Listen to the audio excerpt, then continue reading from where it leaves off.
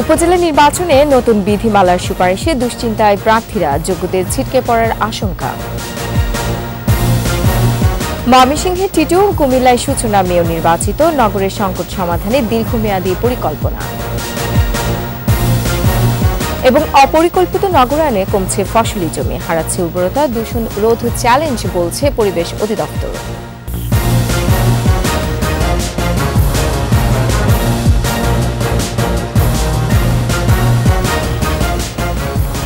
শুনছিলেন first security ইসলামী bank PLC সংবাদ শিরোনাম।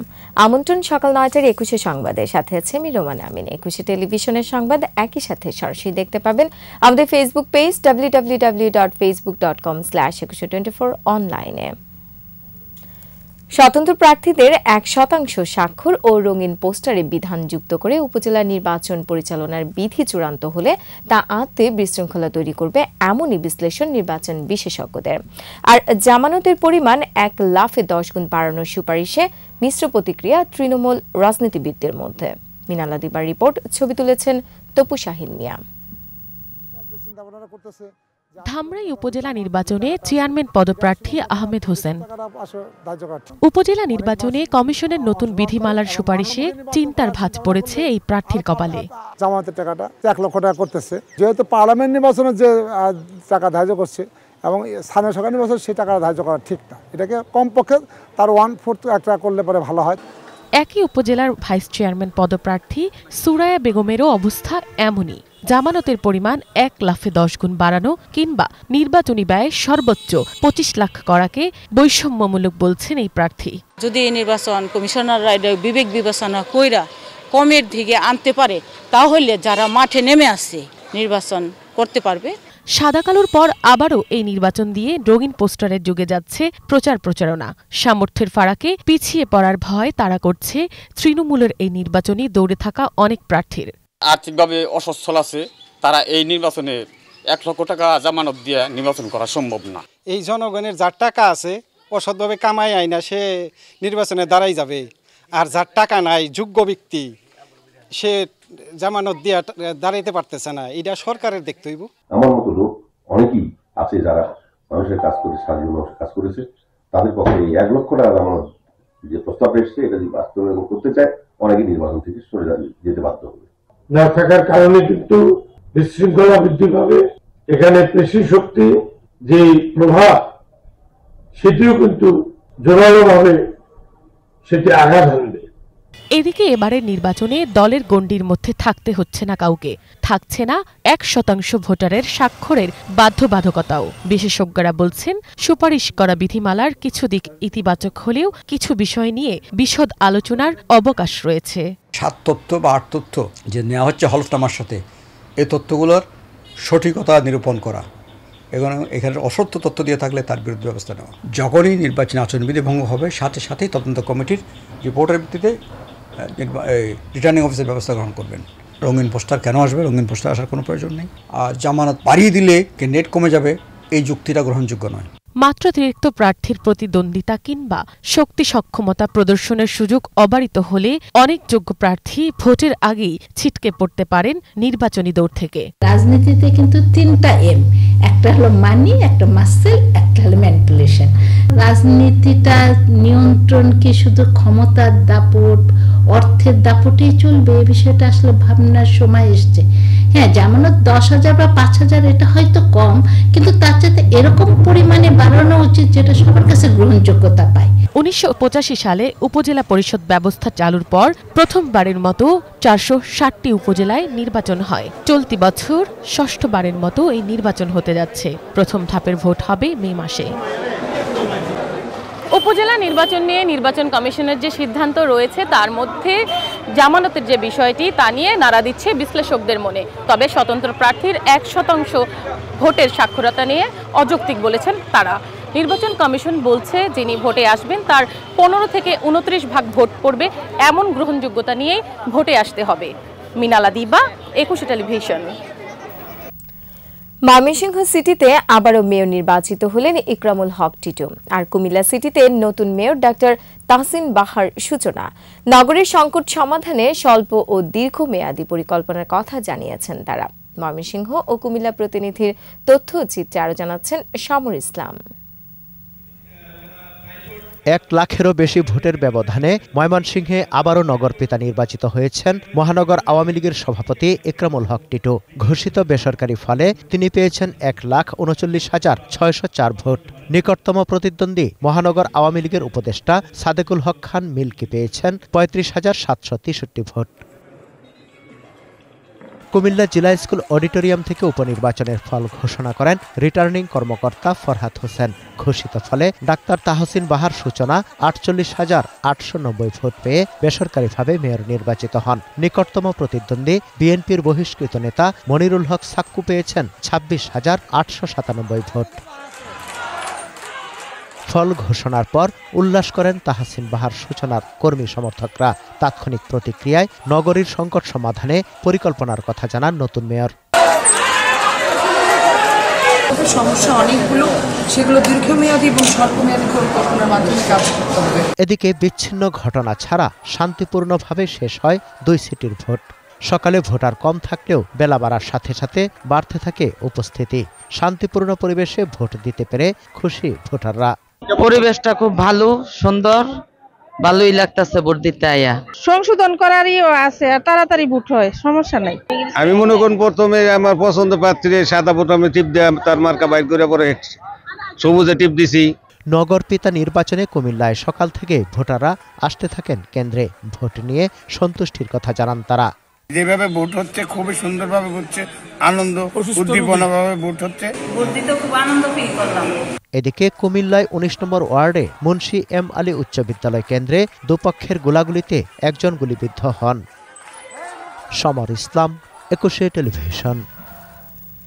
অপরিকল্পিত শিল্প আর নগরায়নে গাজীপুরে কমছে ফসলি জমি। কারখানার তলবর্জ্যে দূষিত হচ্ছে ফসলের মাঠ ও নদী, উর্বরতা হারাচ্ছে জমি। পরিবেশ অধিদপ্তর বলছে দূষণ রোধ করাই এখন বড় চ্যালেঞ্জ। গাজীপুর প্রতিনিধি অপূর্ব রায়ের 2 পর্ব প্রতিবেদনের আজ দেখুন প্রথম পর্ব, জানাচ্ছেন খুরশিদ আলম মুকুল। এ চিত্র নিত্যদিনের। গাজীপুর মহানগরী ও জেলার বিভিন্ন স্থানের শত শত শিল্প কারখানার তরল বর্জ্য পড়ছে খাল বিল হয়ে নদ নদীতে। নষ্ট হচ্ছে ফসলি জমি। অপরিকল্পিত নগরায়ন ও শিল্প কারখানার দূষিত তরল বর্জ্যে 10 বছরে গাজীপুরে কৃষি জমির পরিমাণ কমেছে 6,000 হেক্টর।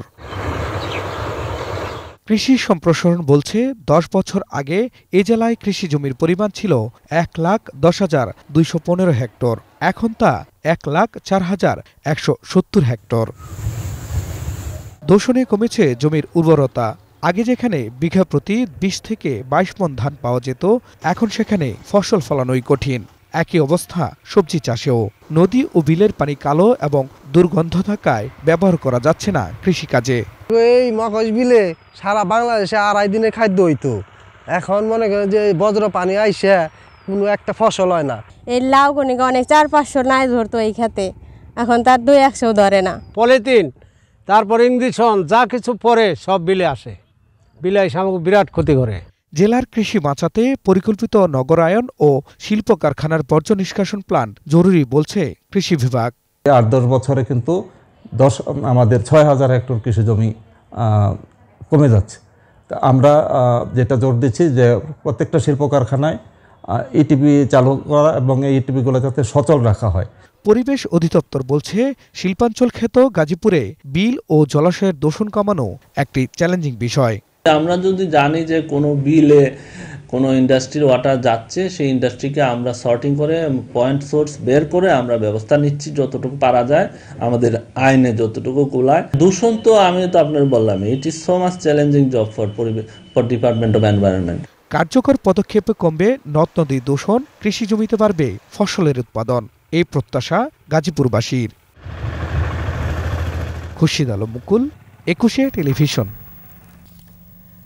বাজারের দাম বেড়ে যাওয়ায় পাবনার সাঁথিয়ায় বেড়েছে পেঁয়াজ চুরির ঘটনা। 2 সপ্তাহে অন্তত 20 জনের জমি থেকে পেঁয়াজ চুরি হয়েছে। এমন পরিস্থিতিতে রাজ্যকে ক্ষেত পাহারা দিচ্ছেন কৃষকরা। পাবনা প্রতিনিধি রাজিউর রহমান রুমির রিপোর্ট, জানাচ্ছেন সমর ইসলাম। 3 বিঘা জমিতে পেঁয়াজ লাগিয়েছিলেন পাবনার সাঁথিয়া উপজেলার সোনাতলা গ্রামের মুক্তার হোসেন। বাজারে ভালো দাম পাবার আশায় ছিলেন তিনি। গত সপ্তাহে রাতের আধারে জমি থেকেই 7 মণ পেঁয়াজ চুরি হয়ে যায়। বাধ্য হয়ে রাত জেগে ক্ষেত পাহারা দিচ্ছেন এই পেঁয়াজ চাষি। 1 বিঘা জমিতে 40 থেকে 50,000 টাকা খরচা হয়। এই যদি এই চুরি করে নিয়ে যায় তাহলে আমরা ওগুলো পোষাবো কই থেকে? আমরা তো ঋণ পান হয় এগুলো আবাদ করি। সোনাতলা হাড়িয়া সহ বিভিন্ন গ্রামের আরো 20 জনের জমি থেকে পেঁয়াজ চুরি হয়েছে। কারো জমি থেকে 2 মণ, কারো 5 থেকে 10 মণ। চুরিতে দিশেহারা চাষিরা। কিছু কিছু লোকের পেঁয়াজ চুরি হয়েছে, পেঁয়াজের বাজার মূল্য বেশি, 3800 থেকে 4000 টাকা মণ। সেজন্য মানে আমরা পেঁয়াজ পাহারা দিচ্ছি আর কি। চারদিক দিয়ে পেঁয়াজ চুরি হয়। কিছুদিন আগেও 10-12 মণ পেঁয়াজ নিয়ে যাওয়ার পরে আমরা যে রাত জেগে পাহারা দিচ্ছি। চুরি রোধে ক্ষেত পাহারা দিচ্ছেন চাষিরা। ভয়ে আগে ভাগেই পেঁয়াজ তুলে বিক্রি করছেন অনেকেই। ভুক্তভোগী কৃষকদের অভিযোগ, পেঁয়াজের দাম বেড়ে যাওয়ায় একটি চক্র জমি থেকে পেঁয়াজ চুরি করছে। চুরি ঠেকাতে কৃষকদের পাশাপাশি স্থানীয় বিট পুলিশিংয়ের টহল জোরদারের আশ্বাস পুলিশের।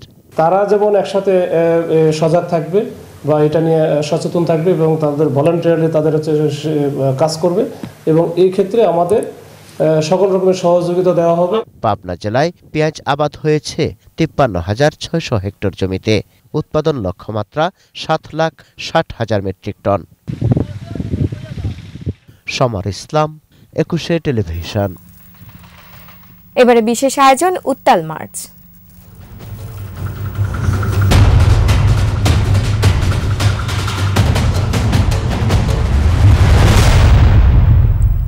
বাঙালির সকল আন্দোলন সংগ্রামের সূতিকাগার মধুর ক্যান্টিন। ঢাকা বিশ্ববিদ্যালয় ক্যাম্পাসে মধুর রেস্তোরাঁ পরবর্তীতে মধুর ক্যান্টিন হিসেবে পরিচিতি পায়। দর্শক, সুমন রায়হানের ক্যামেরায় দীপু শিকদারের রিপোর্ট।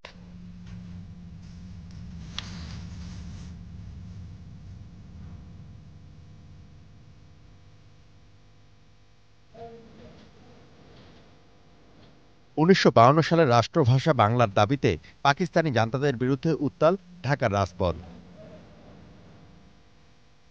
ছাত্রদের মিছিলে গুলি, শহীদ হন রফিক, সালাম, বরকত সহ নাম না জানা অনেকে। ভাষা আন্দোলন সহ বাঙালির অধিকার আদায়ের আন্দোলন সংগ্রামের সাক্ষী এই মধুর ক্যান্টিন।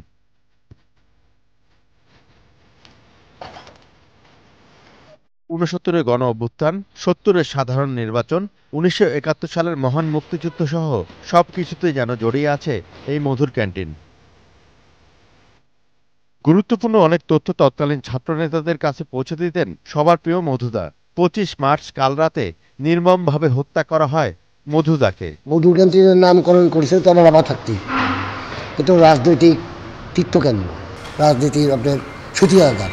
এই সব কিছুই হচ্ছে মধুর ক্যান্টিন থেকেই সব পরিচালিত হয় এবং সমস্ত ছাত্রনেতারা এখানে বসেই সমস্ত পরিকল্পনাগুলো করত আর পরিকল্পনা মাফিক তারপরে সমস্ত আন্দোলনগুলো পরিচালিত হইত। আমি তো অবশ্যই গর্ব করি যে আমার বাবার গড়াই প্রতিষ্ঠানে সমস্ত কিছু হয়েছে। সাবেক ছাত্রনেতারা মনে করেন রাজনীতির তীর্থস্থান মধুর ক্যান্টিন বিশ্বস্ততার প্রতীক।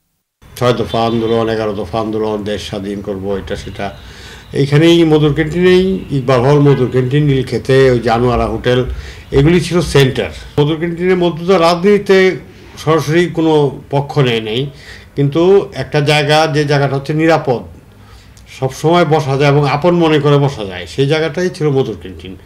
স্বাধীনতার পরে আমরা যখন ছাত্র রাজনীতি করেছি, আমাদের সময়ও আমাদের সকল পরিকল্পনা সেই মধুর ক্যান্টিন হয়েছে। সোনালী অর্জনের সাক্ষী মধুর ক্যান্টিন এখনো মাথা উঁচু করে দাঁড়িয়ে।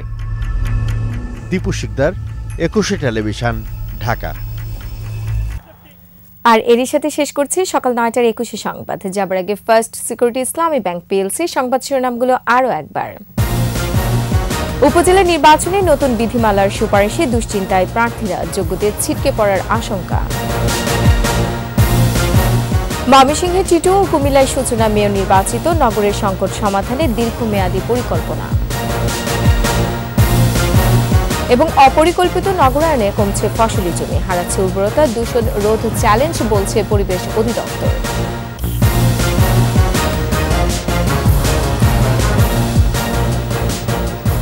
দর্শক, সর্বশেষ খবর জানতে ডায়াল করুন 2021 নম্বরে আর ভিজিট করুন 21tv.com এই ওয়েবসাইটে। এছাড়া ফেসবুকে ভিজিট করতে পারেন facebook.com/2124 অনলাইনে।